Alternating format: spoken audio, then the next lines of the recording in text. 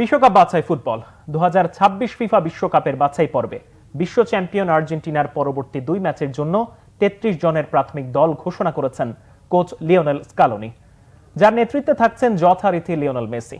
আগামী 22 মার্চ উরুগুয়ের মাঠে উরুগুয়েকে মোকাবিলা করে 26 মার্চ ঘরের মাঠে চিরপ্রতিদ্বন্দ্বী ব্রাজিলকে মোকাবিলা করবে বিশ্ব চ্যাম্পিয়নরা। 2 ম্যাচের জন্য কোচ স্কালোনির সোমবার ঘোষিত 33 জনের প্রাথমিক দলে সুযোগ পেয়েছেন বেশ কজন তরুণ তুর্কি। তাদের মধ্যে অন্যতম ক্লদিও এচেভেরি।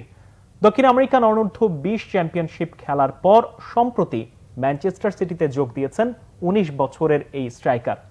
অন্য 3 জন হলেন কোমর 20 বছর বয়সী অ্যাটাকিং মিডফিল্ডার নিকোলাস পাউজ এবং বোলোগনার 21 বছরের উইঙ্গার বেঞ্জামিন ডমিঙ্গেজ ও 20 বছরের ফরওয়ার্ড সান্তিয়াগো কাস্ত্রো। দক্ষিণ আমেরিকার বিশ্বকাপ বাছাই পর্বে 10 দলের হোম অ্যান্ড অ্যাওয়ে ম্যাচ মিলিয়ে শেষ হয়েছে 12 রাউন্ডের খেলা। তাতে স্কালোনি মেসির আর্জেন্টিনা 8 জয়, 1 ড্র ও 3 হারে 25 পয়েন্ট নিয়ে শীর্ষস্থান ধরে রেখেছে উরুগুয়েকে 5 পয়েন্ট দূরে রেখে। সমান খেলায় 5 জয়, 3 ড্র ও 4 হারে 18 পয়েন্ট নিয়ে ব্রাজিলের অবস্থান 5 নম্বরে।